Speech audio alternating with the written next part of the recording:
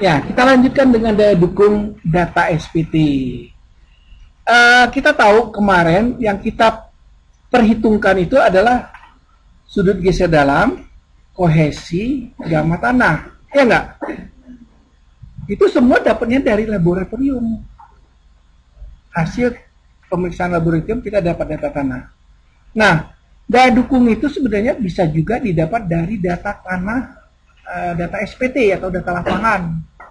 SPT mungkin Anda udah pernah praktek, yaitu hampir sama dengan sondir, alatnya dibawa ke lapangan, dilakukan tes, dijatuhkan hammernya, dihitung berapa kali amblasnya gitu kan, dalam 5 cm berapa.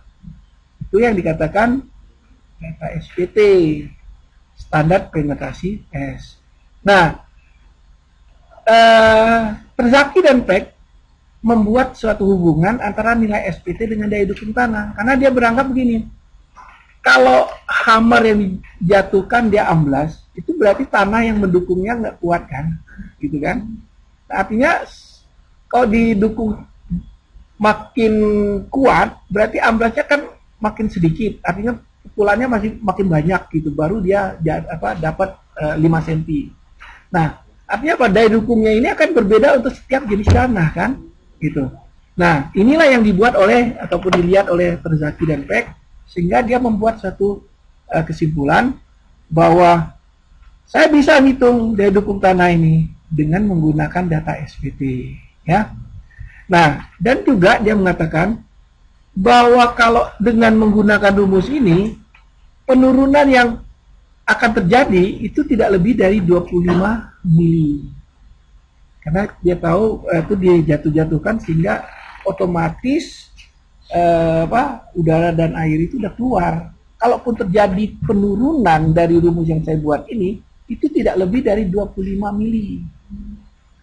Itu konsep dia gitu. Sehingga dia buat rumusnya. Rumusnya ada dua.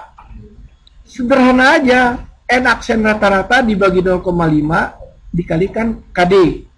Untuk yang B-nya atau lebar pondasi 1,2 lebih kecil, ya. Oke. Sedangkan untuk yang lebih besar tidak. Nah, nilai KD ini adalah 1 plus 0,3 dikali dengan DF bagi B. Dan nilainya harus lebih kecil sama dengan 1,33. Anda perhatikan di sini. KD ini sebenarnya adalah faktor kedalaman penanaman pondasi. Ya, DF-nya berapa nih? Nah, kalau DF-nya itu udah agak besar, ya, nilainya pasti akan lebih besar dari 1,33 gitu. Sehingga nggak perlu ataupun dikali dengan 1,33, ya. Jadi nilai KD ini paling maksimum adalah 1,33. Nggak boleh lebih besar. Kalau ininya 1,2. Tapi kalau B-nya udah lebih besar dari 1,2, nggak perlu ada lagi koreksi tentang kedalaman penanaman. Ya, nah ini semua ada dari Terzaki dan Peck. Rumusnya dua ini aja, ya. Cuman masalahnya daya dukung tanah ataupun N data SPT yang dipakai itu yang ini yang rata-rata, ya. Nah, N aksen rata-rata itu adalah nilai SPT rata-rata pada kedalaman setengah DF di atas alas pondasi dan 2B di bawah alas pondasi. Ya. Jadi nilai ini harus di rata-rata dulu. Kalau kita lihat di sini, ya. Gitu kan? Oh, ini DF. Gitu ya? Ini DF. Maka nilai N-nya harus diambil pertama di sini. Di mana ini adalah berapa? Setengah dari DF. Ini N. Kemudian ini 2B. Ini N. Ya. Itu. Berapa rata-rata antara N1 sampai N yang ke N? Itu yang harus kita hitung. Sehingga baru bisa didapat QA-nya. Jadi nilai SPT itu mesti dicari satu-satu tuh per kedalaman, gitu ya. Nah, kita lihat ini yang rata-rata. Dijumlah dibagi. Nah, sedangkan N aksennya sendiri, ya, N aksennya sendiri, itu adalah 4 dikali dengan N yang asli, dibagi dengan 1 plus 0,04 plus kali tegangan geostatik vertikal efektif pada kedalaman yang bersangkutan. Untuk yang lebih besar dari 75 kN tegangan geostatiknya. Ya, lebih kecil sama dengan, ya. Lebih kecil sama dengan 75, ini harus menggunakan rumus ini. Sedangkan untuk yang lebih besar dari 75 menggunakan yang ini. Gitu. Jadi Anda tegangan geostatik nih mesti dicek per ini, ya. Kalau kita buat N satunya di situ, di sini ada N lagi, N2, di sini ada N3, di sini ada N4, ini N5, ini N6, tapi baru N7 ya. Nah, tegangan geostatik di sini, di sini, di sini, di sini, dicari dulu. Nah, didapat N kan, N aksen. Dijumlahkan bagi ini baru N aksen. Ya.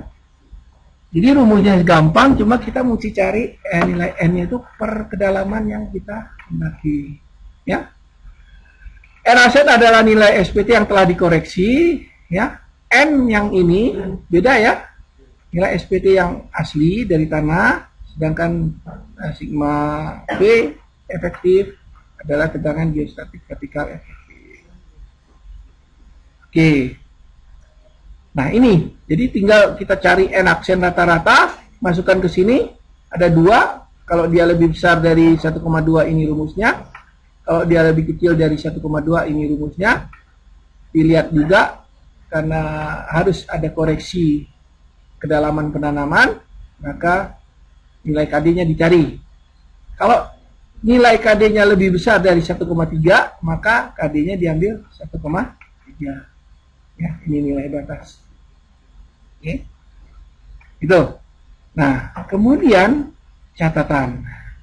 Rumus di atas dapat digunakan untuk fondasi yang tidak dipengaruhi oleh muka air tanah atau muka air tanahnya dalam sekali. Jadi tanah kering semua. Yang atas ini boleh pakai. Apabila batas permukaan air tanah berada pada kedalaman di bawah alas fondasi dengan jarak kurang dari setengah B, ya, maka nilai QA yang didapat harus dikoreksi. QA yang didapat dikoreksi, di mana koreksinya adalah tegangan geostatik total dibagi dengan tegangan geostatik vertikal efektif pada kedalaman setengah B di bawah alas fondasi. Jadi kalau muka air tanahnya itu misalnya ada di sini, di mana ini lebih kecil dari setengah B, misalnya setengah B ada di sini, ini B ya, ini B. Nah, setengah B ini, setengah B ini, maka muka air tanah kan udah lebih kecil dari setengah B kan? Nah, koreksinya berapa? Yaitu tegangan geostatik yang total ada di sini berapa? Dibagi dengan tegangan geostatik total efektif yang ada di sini berapa? Hitung kan?